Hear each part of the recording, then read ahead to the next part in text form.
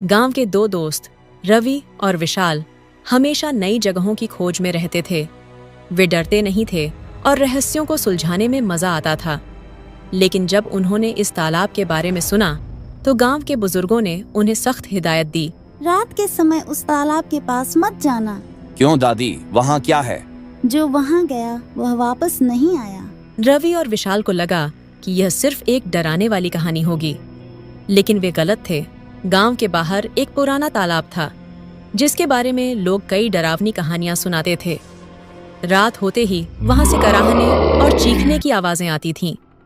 कुछ लोगों ने वहां एक साया चलते हुए देखा था तो किसी ने तालाब के पानी से एक सफेद साड़ी पहनी हुई औरत को बाहर आते देखा था। कहा जाता था कि जो भी उस तालाब के पास रात में गया वह कभी वापस नहीं आया, पर कोई नहीं जानता था कि इस तालाब में एक खौफनाक रहस्य छिपा था। रात के 12 बजे रवि और विशाल टॉर्च लेकर तालाब के पास पहुंचे। हवा ठंडी थी और अजीब सी सिहरन हो रही थी। तालाब का पानी बिल्कुल शांत था, लेकिन उसमें से एक अजीब सी दुर्गंध आ रही थी। ये सिर्फ एक पुराना तालाब है, इसमें डरने की क्या बात है? लेकिन तभी पानी में लहरें उठने लगीं। छपाक! तालाब के बीचों बीच कुछ हिला। विशाल ने टॉर्च उस ओर घुमाई तो उसे पानी में एक परछाई तैरती हुई दिखी। रवि, वहाँ कोई है? हो सकता है कोई मछली हो।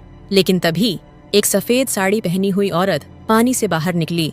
उसका चेहरा धुंधला था, आंखें कोयले की तरह काली थीं और उसके बाल गीले होकर चेहरे पर चिपके हुए थे। तुम्हें यहाँ नहीं आना चाहिए था, उसकी आवाज पानी में गूंजने लगी। रवि और विशाल डरकर पीछे हटे, लेकिन उनके पैर जमीन से चिपक गए। वे भाग नहीं सकते थे। तभी औरत ने धीरे धीरे अपना हाथ उठाया और तालाब की ओर इशारा किया। अचानक उन्हें पानी में कुछ तैरता हुआ दिखा, एक कंकाल। क्या हुआ था? रवि ने हिम्मत जुटाकर पूछा। औरत की आंखों से पानी की जगह खून बहने लगा। इस गांव के ठाकुर ने मुझे प्यार के जाल में फंसाया, लेकिन जब मैंने उससे शादी की जिद की तो उसने मुझे मारकर इस तालाब में फेंक दिया। अब तक मेरी आत्मा शांति नहीं पा सकी। रवि और विशाल का शरीर बिल्कुल सुन्न हो गया।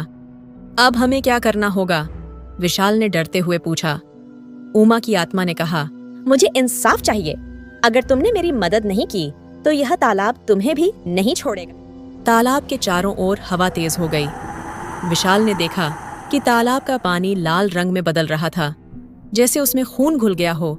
रवि ने हिम्मत दिखाते हुए कहा, हम तुम्हारी मदद करेंगे। बताओ, हमें क्या करना होगा? मेरे कातिलों को सजा दिलाओ।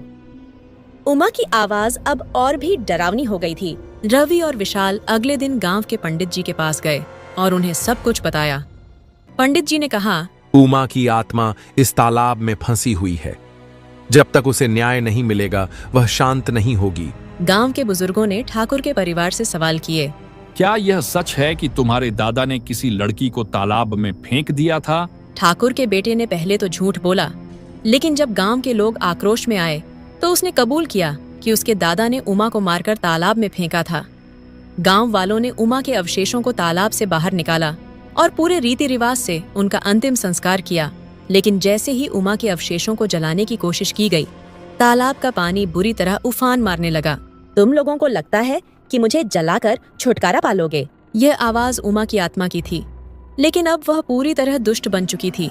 हवा तेज हो गई, लोग डरकर भागने लगे। अचानक ठाकुर का बेटा पानी में खींचता चला गया। मुझे बचाओ। लेकिन उमा की आत्मा ने उसे अंदर खींच लिया। कुछ ही सेकंड में तालाब का पानी शांत हो गया।